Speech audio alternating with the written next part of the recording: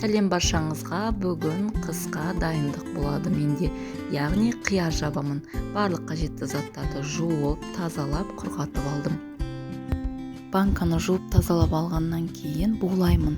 Содан кейін барып ең бірінші мен аскөктерді рет-ретімен салып шығамын.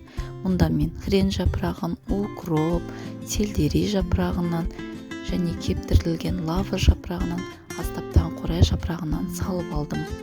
Содан кейін барып тәтті бұрышымда салдым және ең соңында сарымсақты осылай салып дайындап алдым.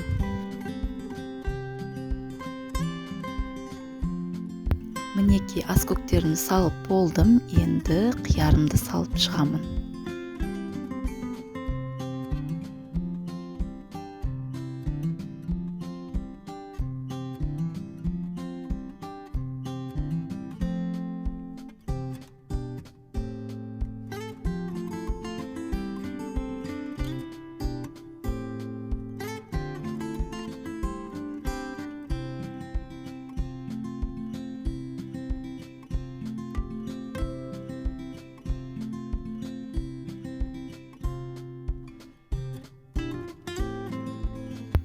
Қиярларының барлығын салып болғаннан кейін ыстық қайнап тұрған суды үстіне құйып шығатын боламын.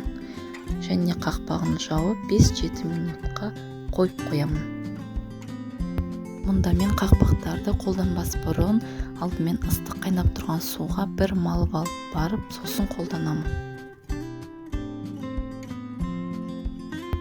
5 минуттай банкам тұрған соң ондағы суды қайтадан ыдысына құямыз да оны қайнататын боламын.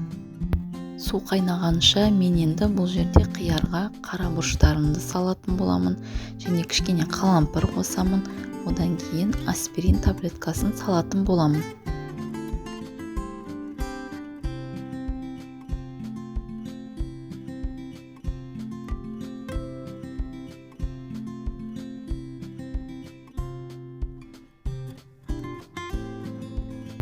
Одан кейін үстіне тұз және қант саламын.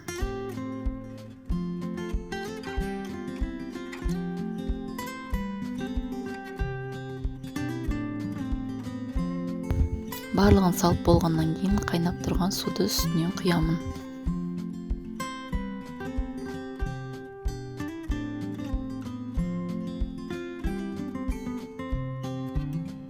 Мінеки ең соңында осылай қақпағын жақсылап отырып жауып шығамын.